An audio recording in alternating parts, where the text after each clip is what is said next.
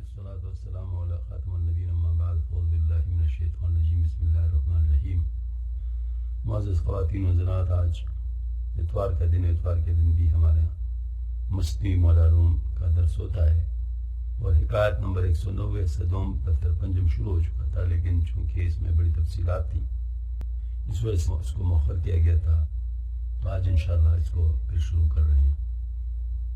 درمانی لادویرہ خطاب سحر فرعون اور در وقت سیاست کے لادویرہ ان الی ربنا منقلبون، یعنی لادویرہ کے بیان میں اور فرعون کے جادوگروں کا خطاب سزایابی کے وقت فرعون کے ساتھ کچھ مذائقہ نہیں کہ ہم کو اپنے پروردگار کی طرف لوٹ کر جانا ہے. جس وقت فرعون نے ساحروں کو دیکھا کہ وہ ایمان لائے تو اس پر وہ بڑے غصے ہوئے اور اس نے ساحروں کو ایمان لانے پر ان کو سزا موت کی دھمکی دی.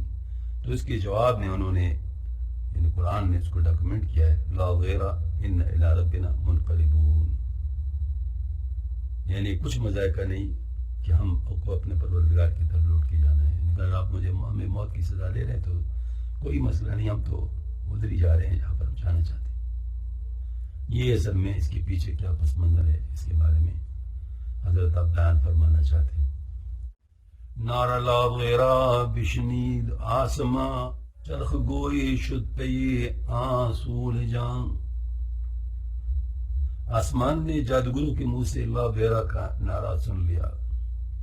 آسمان اس بلے کے لیے گیند بن گیا، یعنی آسمان کی حرکت اس نعرہ کے تابع ہو گئی یا آسمان اس نعرہ کے اثر سے بے قرار ہو گئی. یہ آسمان سرور میں آ گیا کہ ایسا عجیب نعرہ ساحروں نے وہ کہ فرعون کے جواب میں کہا ہے.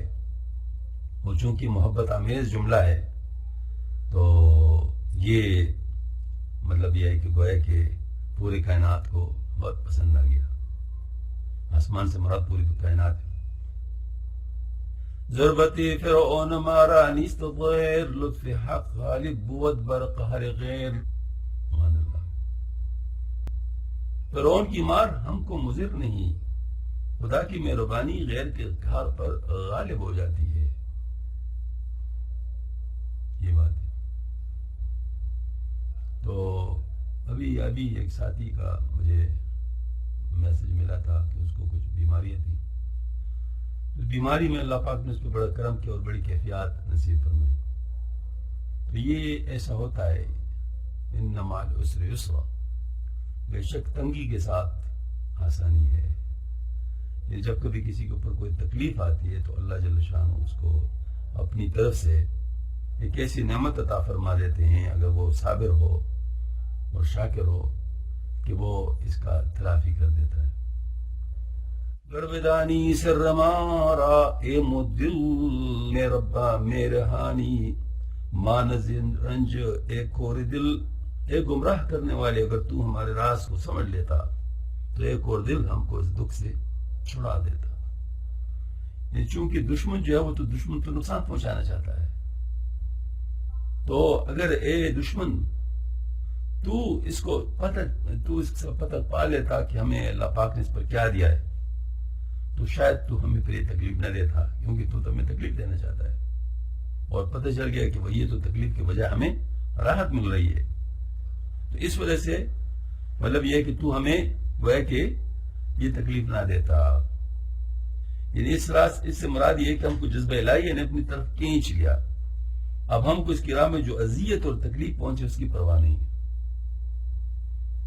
فرعون اس راہ سے آگاہ ہو کر اس کے لیے چھوڑ دیتا کہ اس پر اس کی حقانیت ظاہر ہو جاتی، ان کا احترام کرتا ہے. اس لیے جب دیکھتا کہ یہ لوگ جو کسی اذیت یا عذاب سے متاثر نہیں تھے تو سمجھتا کہ وہ عذاب دینا فضول ہے. یہاں ایک نقطے کی بات ہے، اس لیے میں کہہ رہا تھا نا کہ بہت تفصیل والی چیز ہے، اس کو موخر کرنا چاہیے. ذکر کے ذریعے سے جذب کا حاصل ہونا یہ تو سب لوگ جانتے ہیں. ذکر کے ذریعے سے جذب کا حاصل ہو جانا یہ تو سب لوگ جانتے ہیں کہ ذکر کے ذریعے سے انسان کو جذب حاصل ہو جاتا ہے. لیکن مجاہدے کے ذریعے سے جذب کا حاصل ہونا اس کو کم لوگ جانتے ہیں، لیکن ایسا ہوتا ہے. لیکن وہ مجاہدہ غیر اختیاری ہوتا ہے. غیر اختیاری مجاہدے میں اللہ پاک نے یہ چیز رکھی کہ جب کبھی اللہ پاک کسی کو آزماتے ہیں غیر اختیاری مجاہدے سے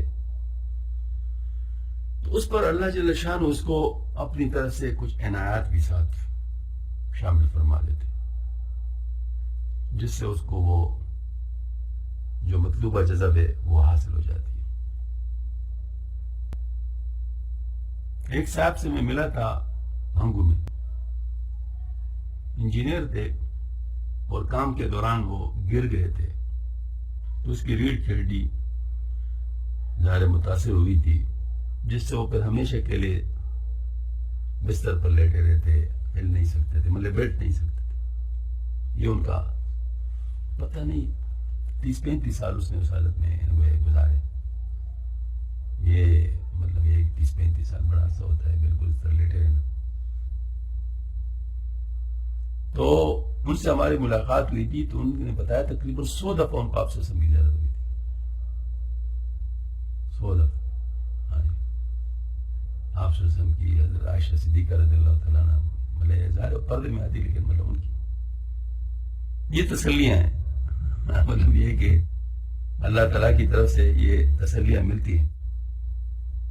ہمارے حضرت پر بہت زیادہ مجاہدات آئے ہوئے تھے، مولانا اشرف صاحب رحمۃ اللہ علیہ پہ، غیر اختیاری مطلب بیمار ہو گئے تو ان کے اوپر کچھ ایسے حوال آ گئے، بہت سخت مجاہدہ تھا، بہت سخت مجاہدہ تھا۔ اس مجاہدے میں اللہ پاک نے ایسے عجیب عجیب چیزیں عنایت فرمائی تھی کہ حضرت کے زبان سے ایک دفعہ نکل گیا کہ ہمیں تو بڑا مزہ آ گیا۔ یہ مطلب یہ ہے کہ ایسی چیزیں ہوتی ہیں کہ جب کبھی انسان کو کوئی تکلیف پہنچتی ہے اللہ کے راستے میں، غیر اختیاری مجاہدہ نصیب ہو جاتا ہے، تو پھر اللہ پاک اس کے ذریعے سے ان کو کچھ عطا فرماتے ہیں۔ یہ اصل میں اس طرف اشارہ ہے کہ مجاہدات کے ذریعے سے بھی جذب حاصل ہوتا ہے۔ بیاں صوبی کا ارغنون زند یا لیت قومی یعلمون، قرآن سے پھر اب اس کو استعمال کر رہے ہیں۔ ہاں ادھر آ کر دیکھ یہ باجا یا لیت قومی یعلمون، یعنی کون سے ساز اس میں بج رہی ہے، کاش میرا قوم جانتے کہ مجھے اللہ نے کیا دیا۔ سورہ یاسین کی آیت ہے نا وہ، بما فلرب جنم کمی۔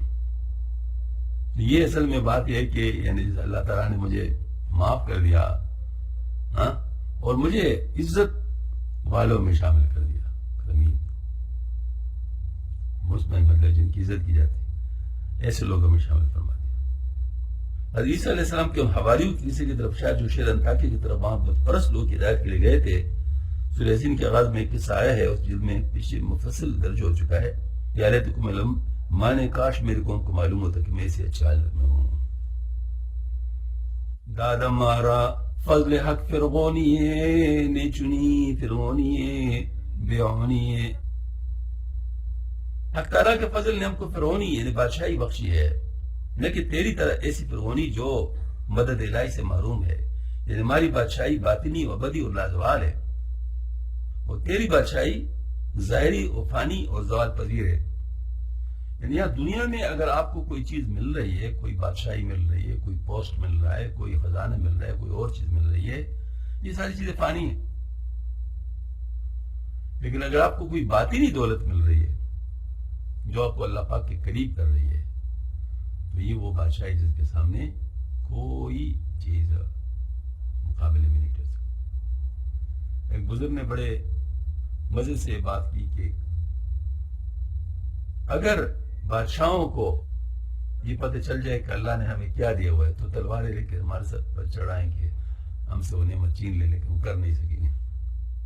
مطلب جو نعمت اللہ پاک نے ہمیں دی ہے، تو آخرتاً مطلب یہ ہے کہ اندر ہی اندر بہت کچھ ہے، باہر کی دنیا کو بھی تو دیکھ رہا ہے لیکن اندر کی دنیا کی بھی تو بات ہے نا، وہ ایک الگ دنیا ہے۔ ہاں جی،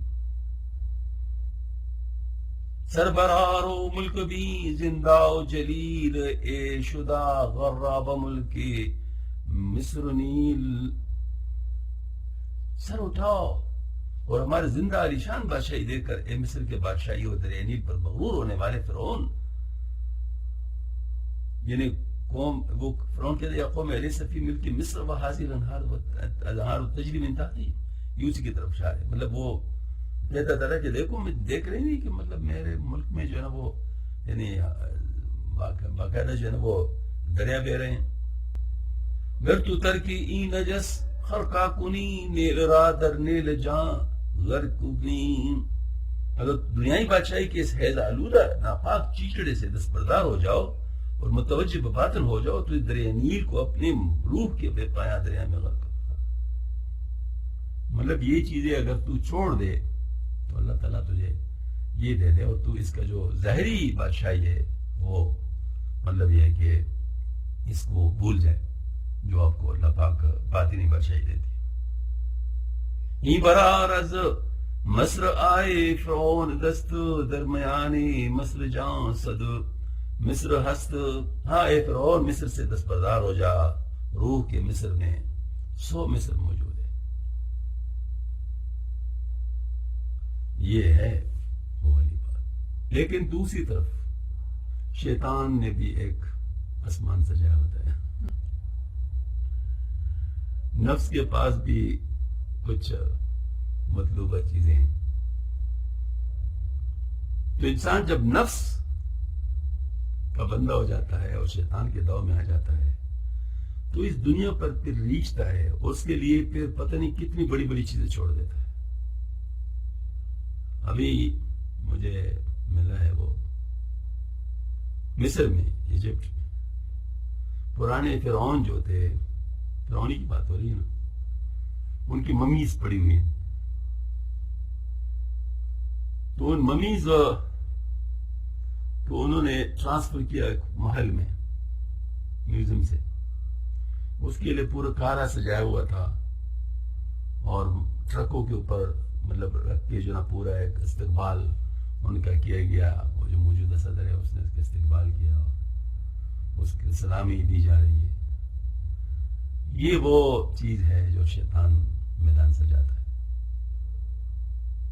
یعنی وہ اصل اب بادشاہت ان کی ختم ہو چکی ہے، بادشاہت ان کی ہے نہیں، لیکن شیطان ان کو بھی ایسا مطلب جو ہے نا وہ شکل دینا چاہتا ہے کہ لوگوں کا رخ اس طرف ہو جائے. تو مرے ہوئے فرعونوں کو سلامی دے رہے ہیں ہمارے مصر کے احساس کمتری کے مارے ہوئے غلام لوگ. ان ظالموں کو کیا پتا کہ ہم کیا کھو رہے ہیں اس کے لیے. ہاں جی، مطلب یہ اندازہ کر لیں. تو یہ اصل میں تباہی کی بات ہوتی ہے.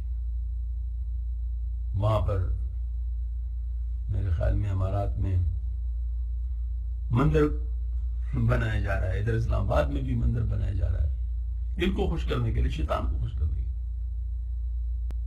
ٹھیک ہے نا. تو شیطان نے بھی ایک دنیا سجائی ہوتی ہے اور لوگ اس پہ مر مٹتے ہیں. تو یہ اگر انسان کے دل کا تعلق اللہ کے ساتھ نہ بناؤ تو نفس کے ساتھ تو ہے ہی. اس کے لیے کسی محنت کی ضرورت تو نہیں ہے، بس محنت اس پہ چھوڑ دو، خود ہی نفس کے ساتھ لگ جاؤ گے. ہاں جی، نفس کے مقناطیس اپنا کام کر رہے ہیں. اگر اللہ پاک کے مقناطیس کے دائرے میں نہیں آئے تو پھر نفس تو کھینچے گا اپنی طرف. یہ بات تو ہوگی. اللہ اکبر. تو انا رب ہمیں گوئی بام غافل از ماہیتی ای ہر دو نام. تو عام لوگوں کو انا رب یعنی بے پروردگار ہو کہتا ہے، حالانکہ تو ان دونوں ناموں کی نیت سے بے خبر ہے. فرعون سے کہہ رہا ہے، یعنی تو کہہ رہے انا ربکم الاعلی. تو رب کو جانتا ہی نہیں کہ رب کون ہوتے ہیں، لہذا تو اس لیے اپنے آپ کو رب کہتا ہے. اگر تو رب کے صحیح معنی جانتا کہ رب کون ہے، رب اعلیٰ کون ہے، تو کہیں پر بھی اپنے آپ کو نہ پاتے کہ میں بھی کہیں پر ہوں، میں بھی کہیں پر ہوں. فرعون لوگوں سے کہتا ہے انا ربکم الاعلی، ان میں تمہارا پروردگار بزرگتر ہوں، مگر نہ تو اس کی کلمہ انا کی ماہیت معلوم تھی کہ انا کس کو کہتے ہیں، نہ وہ رب کی ذات و صفات سے آگاہ تھا. چنانچہ اس کی ان دو لفظوں کے متعلق عدم آگاہی کا ثبوت یہ ہے کہ رب پر مربوب کے لرزاں بود کہ اناداں بندی جسمو جا بود. یعنی جو پالنے والا ہے، جو رب ہے، وہ اپنے مخلوق سے کیوں لرزبہ اندام ہے؟ مخلوق کا کیوں محتاج ہے؟ تو کیا اس کو رب اعلیٰ کہا جا سکتا ہے جو مخلوق کے سامنے مخلوق کی منتیں کرتا ہو؟ یہ مطلب یعنی اس کا ہے. تو وہ دیکھو نا، یعنی وہ اس سے ڈرتا تھا کہ میرے قوم بغاوت نہ کر دے تو ان کے سامنے جھوٹ بولتا، ان کے سامنے بہانے کرتا، ان کے سامنے ڈپلومیسی کرتا، کیونکہ ڈر رہا تھا کہ میرے جو مطلب وہ جاگ نہ جائے جو ریت ہے.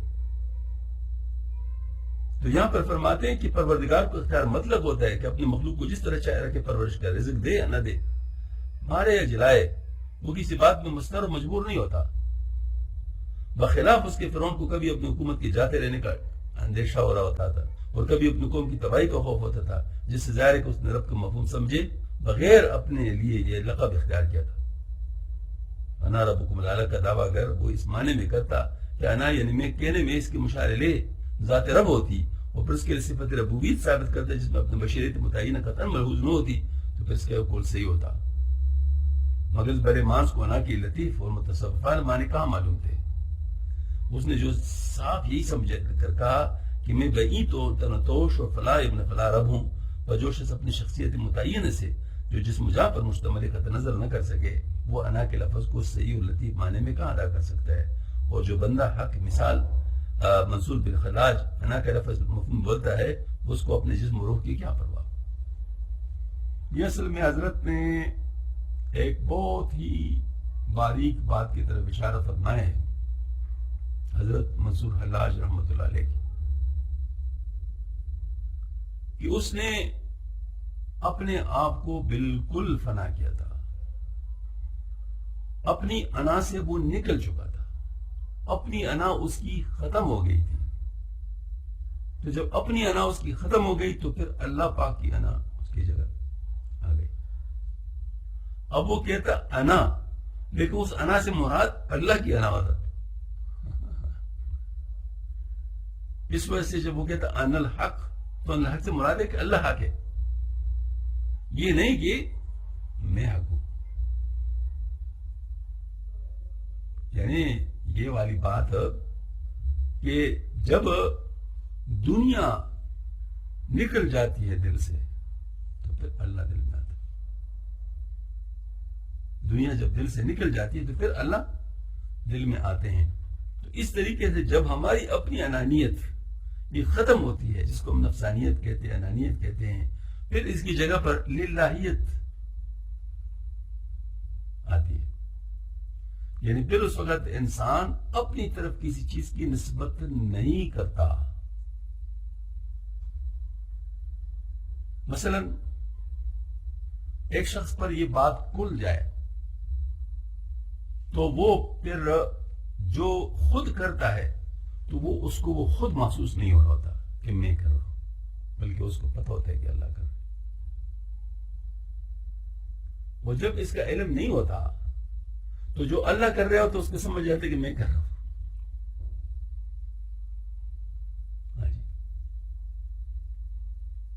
یہ مطلب یہ بات ہوتی ہے. اب سب سے پہلے اس کو اس سے ڈسکنیکٹ ہونا ہوتا ہے کہ جو اللہ کر رہا ہے اس کو یہ نہ کہے کہ میں کر رہا ہوں. پہلی بات تو اس کو یہ کرنا ہوتا ہے، یہ ہوش میں ہوتا ہے. اس میں وہ جس کو کہتے ہیں نا وہ شکر والی بات نہیں ہوتی، ہوش میں ہوتا ہے. انسان کو پتہ ہوتا ہے کہ میں نہیں کر رہا، اللہ کر رہے ہیں. ہاں جی، یہ شہود ہے. لیکن اگر وہ شکر کی حالت میں اپنے آپ کو بالکل بھول جائے،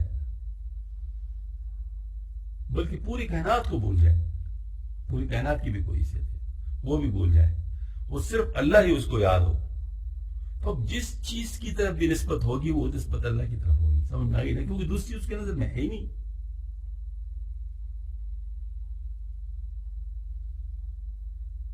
اس لیے دیکھنے کی نسبت بھی اللہ کی ہوگی، سننے کی نسبت بھی اللہ کی ہوگی، پکڑنے کی نسبت بھی اللہ کی ہوگی، اور آزاد کرنے کی نسبت بھی اللہ کی ہوگی، ہر چیز کی نسبت اللہ کی ہوگی۔ اس شکر کی حالت میں اس کے زبان سے یہ نکل سکتا ہے کہ وہ جو اپنی انا ہے اس کی جگہ وہ اللہ کی انا وہ پکارے۔ ہاں جی، اب چونکہ یہ باریک بات ہر ایک نہیں سمجھ سکتا، لہذا ایسے وقت میں اخفاء ضروری ہوتا ہے۔ جب تک یہ کیفیت کسی پر غالب ہو تو اس کو چاہیے کہ وہ تنہائی میں رہے، لوگوں کے سامنے نہ آئے، کیونکہ لوگ اس کو جانیں گے نہیں، سمجھیں گے نہیں، اس وجہ سے فتنہ ہوگا۔ حضرت تانوی رحمۃ اللہ علیہ اس ضمن میں ایک واقعہ نقل کر رہے ہیں کہ ایک بزرگ تھے، وہ راستے میں بیٹھے تھے اور کہہ رہے تھے نہ تو میرا رب ہے نہ میں تیرا بندہ، پھر میں تیری بات کیوں مانوں؟ مسلسل یہ کہا جا رہا تھا، اور لوگ اس پہ تھوک رہے ہیں اور گالیاں دے رہے ہیں، اور کوئی مطلب تنگ کر رہا ہے کہ دیکھو نا یہ زندگی کا آدمی ہے، اس طرح باتیں کر رہا ہے۔ ایک بزرگ اور تشریف لائے عالم تھے، وہ کھڑے ہو گئے، اس نے بات سنی، پھر زور سے کہا شاہ صاحب آپ یہ کس سے مخاطب ہیں؟ عزت کے ساتھ بولے نا ان کو، پہلے کیا کہا؟ عزت سے ان کو خطاب کیا، شاہ صاحب آپ کس سے خطاب کر رہے ہیں؟ اس نے آنکھیں کھولی، کہتے ایک عقلمند آدمی کے ساتھ ملاقات ہو گئی، ایک عقلمند آدمی سے ملاقات ہو گئی، یعنی باقی تو سارے بیوقوف ہے، ان کو کیا پتا کہ میں کس سے مخاطب ہوں، مجھ سے بات کسی نے پوچھی ہی نہیں۔ تو انہوں نے کہا کہ میں اپنے نفس سے خطاب کر رہا ہوں کہ نہ تو میرا رب ہے نہ میں تیرا بندہ، تو میں تیری بات کیوں مانوں گا؟ ان کا شاہ سے بات تو بالکل صحیح کر رہے ہیں، جگہ غلط منتخب کی ہے، آپ راستے میں نہ بیٹھے، جا کر اپنے گھر میں اپنے نفس سے باتیں کریں۔ تو انہیں اپنی چادر اٹھا کے اپنے کندھے پہ ڈالی گیا تھا، عقلمند آدمی کی بات ماننی چاہیے، اور واپس اپنے گھر چلے گئے۔ اب دیکھیں بات تو بالکل صحیح کر رہے تھے، لیکن کسی کو کیا پتا کہ اپنے نفس سے بات کر رہے ہیں، اس کو معلوم نہیں تھا۔ یہی وجہ ہے کہ حضرت جنید بغدادی رحمۃ اللہ جن کے وہ مرید تھے منصور حلاج رحمۃ اللہ، ابن منصور حلاج رحمۃ، ان سے فرمایا کہ تو کنٹرول کر، اپنے آپ کو قابو کر، لوگوں کے سامنے ایسی بات نہ کر۔ انہوں نے کہا میں معذور ہوں، میں نہیں کر سکتا، میں چپ نہیں رہ سکتا۔ تو انہوں نے کہا اچھا اگر تو معذور ہے، سب چپ نہیں رہ سکتا، تو پھر سولی تیرا علاج ہوگا، پھر تجھے پھانسی پہ چڑھایا جائے۔ تو اس کا مطلب یہ ہے کہ دیکھیں نا، یہ چونکہ یہ حال ہے، یہ قال نہیں ہے، تو حال کو حال والے جانتے ہیں، قال والے تو حال کو نہیں جانتے، نتیجتاً فتنہ برپا ہو جاتا ہے۔ تو ایسی صورت میں خاموشی بہترین ہوتی ہے، کسی ایسی جگہ چلے جاؤ جہاں تیری بات کوئی نہ سنے۔ حضرت تانوی رحمۃ اللہ علیہ کے اوپر بھی یہ حالت آئی تھی، تو حضرت مواعظ ظاہر واز کیا کرتے تھے، تو کچھ وقت کے لیے واز چھوڑ دیا، لوگ جو ہے نا وہ ان کے عادی ہو چکے تھے، تو لوگوں نے ان کے استاد سے شکایت کی، مولانا یعقوب نانوتوی رحمۃ اللہ علیہ سے، یہ ان کے آواز سے لوگوں کو فائدہ ہوتا تھا، ان نے واز کہنا چھوڑ دیا، ان کو اب کہہ دے گا واز کہیں، میں سفارش کریں ہماری۔ حضرت کے شاگرد تھے، حضرت نے ان کو بلا لیا، بھئی اگر لوگ فائدہ ہوتا ہے تو تم نے واز کیوں چھوڑ دیا؟ اب حضرت اپنے استاد کو نہ بھی نہیں کر سکتے تھے اور ہاں بھی نہیں کر سکتے تھے، تو رونا شروع کر دیا۔ رونا شروع کیا تو حضرت مولانا یعقوب نانوتوی مجھ سے تو بہت ہی زیادہ مزاج شناس تھے اور رمز شناس تھے، بہت بڑے عالم تھے، ان لوگوں سے جاؤ جاؤ جاؤ جاؤ، ان کو نہ چھوڑو، اس کو اگر ممبر پر بٹھا دیا تو پہلے زبان سے جو کلمہ نکلے گا وہ ان الحق کا ہوگا، جاؤ نکل جاؤ۔ اس کے بعد جب حضرت کو افاقہ ہوا تو لوگوں نے اس سے پوچھا کہ استاد یہ بات کر رہے تھے تو کیا یہ بات؟ ہاں مجھ پر اس وقت توحید کا غلبہ تھا، اس وقت توحید کا غلبہ تھا، یہی توحید کا غلبہ ہوتا ہے، وحدت الوجود جس کو کہتے ہیں، اس کا غلبہ تھا۔ تو بعض حضرات اس سٹیج سے گزرتے ہیں،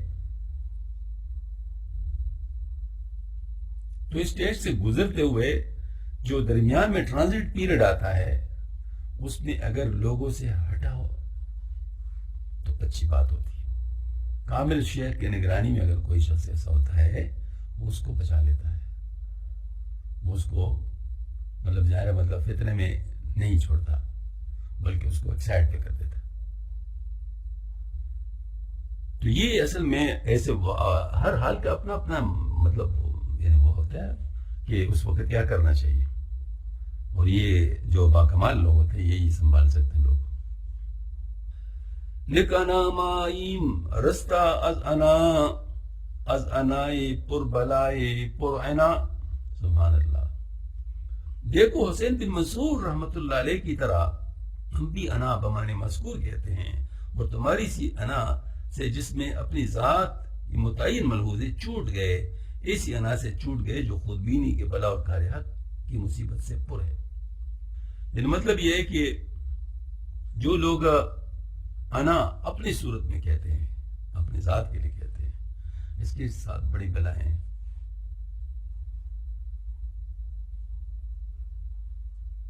جو لوگ خود رائے ہوتے ہیں، ان میں جن میں خود رائے ہوتی ہے، سیلف سینٹرڈ جس کو انگریزی میں کہتے ہیں، یہ بیچارے بڑے مصیبت میں ہوتے ہیں.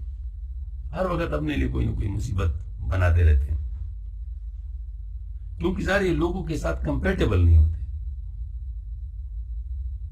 اور لوگ ان کو برداشت نہیں کر رہے ہوتے. اس کی وجہ ہے کہ جتنے لوگ ہیں سب کی اپنی اپنی انا ہے، سب کی اپنی اپنی انا ہے. اب جو اپنی انا کا اظہار کرتے ہیں تو دوسروں کی انا کو چیلنج کر رہے ہوتے ہیں، تو کیا خیال ہے اس کو معاف کریں گے؟ اس کو معاف نہیں کرتے. ظاہر ہے بھائی ہمارے پشت میں کہتے ہر سڑے دان پر سیر گھڑی، یعنی ہر ایک آدمی جو ہے اپنے آپ کو سیر سمجھتا ہے، کوئی بھی پاؤ یا چٹاک نہیں ہے، تو پھر لڑائی ہوگی، پھر تو مسئلے ہوں گے. تو انانیت کے اندر فساد ہے، وہ تواضع کے اندر اتحاد ہے. تواضع اتفاق پیدا کرتی ہے اور انانیت بے اتفاقی پیدا کرتی ہے. جس کی نظر اپنے آپ پر ہو تو دوسروں کا خیال کیوں رکھے گا؟ جسے کہتے ہیں انا والا غیری، صرف میں اور دوسروں کو نہیں.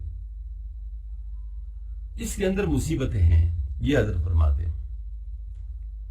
اب جب لوگوں کے ساتھ مقابلہ ہے تو لوگوں کی طرف مصیبت اور اگر یہ آگے بڑھ جائے اور اللہ تعالیٰ یہ چیزوں کو بھی اپنا کہنا شروع کر لیں اس کی خدائی میں، تو پھر تو اپنے لیے ایسی مصیبتیں بنا لی جس کے بارے میں اللہ پاک فرماتے ہیں الکبر ردائی، بڑائی میری چادر ہے، اور جو مجھ سے یہ چادر چھیننا چاہے گا تو میں اس کو ریزہ ریزہ کر دوں گا. پھر تو ایسا ہو جائے گا. تو یہ مطلب ظاہر ہے کہ پہلے مخلوق کے ساتھ ٹکر ہے، پھر بعد میں خالق کے ساتھ بھی بات آ جاتی. تو یہ تباہی اور تباہی ہے. تو یہ مطلب فرمایا آنائے برتو اے سگ شو مبود درحق ما دولت محتوم بود. ایک کتے، وہ انانیت تیرے لیے منحوس تھی، ہمارے حق میں یقینی دولت تھی. یعنی وہ شاعر جو کہہ رہے ہیں، کیونکہ فرعون اپنی بشریت سے فانی نہیں ہوا تھا، وہ جادوگر بشریت سے فانی ہو چکے تھے، اب ہم اپنے آپ سے نکل چکے تھے، وہ اللہ کے بن گئے تھے. اس لیے ان کی بشریت دولت جاوید بن گئی، جس طرح حسین بن منصور کا اظہار انانیت فنائے بشریت کے ساتھ دولت جاوید تھی. صاحب منہج نے شیخ علاوہ الدولہ رحمۃ اللہ علیہ کا ایک قول نقل کیا کہ میں نے حسین بن منصور کے حلاج کی قبر کی زیارت کی اور وہاں مراقبہ کیا تو میں نے ان کو اعلیٰ علیین میں دیکھا. بس میں نے اللہ تعالیٰ سے مناجات کی کہ پروردگار یہ کیا راز ہے کہ فرعون نے انا ربکم الاعلیٰ کہا اور حسین نے الحق کہا، دونوں نے ایک ہی دعویٰ کیا مگر حسین کی روح اعلیٰ علیین میں اور فرعون کی روح سجین میں. تو میرے کان میں ندا آئی کہ فرعون نے انانیت اور کبر اختیار کیا اور اس ادعا میں خاص اپنے آپ کو دیکھا اور ہم کو بلا دیا، اور حسین نے ہم کو دیکھا اور اپنے آپ کو بلا دیا. اس لیے تم دونوں میں فرق کثیر دیکھو گے. مطلب گویا کہ اس نے اپنے میں خدا کو دیکھا، یعنی مطلب یہ کہ خود اپنے آپ کو فنا کر کے خدا تک پہنچ گئے. اور جو فرعون تھا اس نے اللہ کی جگہ خود کو دیکھا ہے، مطلب ہے کہ وہ خود کو خدا بنا لیا. تو دونوں باتوں میں بڑا فرق ہے، دونوں باتوں میں بڑا فرق ہے. تو یہ بات اب یہاں پر ختم کرتے ہیں، کیونکہ ابھی ہمارا ایک اور پروگرام شروع ہونے والے. اللہ جل شانہ ہم سب کو حضرت کے فیض و برکات سے بے انتہا حصہ نصیب فرما دے، کیونکہ اللہ پاک یہاں کسی چیز کی کمی نہیں ہے. اور یہ جو زبردست قسم کے مفاہیم ہے جس کے ذریعے سے ہم اپنے آپ کو پہچانے، اپنے رب کو پہچانے، اہل اللہ کو پہچانے، اللہ تعالی ہم سب کو نصیب فرما دے. وآخر دعوانا الحمدللہ رب العالمین. ربنا تقبل منا انك انت السميع العليم وتب علينا انك انت التواب الرحيم. سبحان ربك رب العزة عما يصفون وسلام على المرسلين والحمد لله رب العالمين برحمتك يا ارحم الراحمين.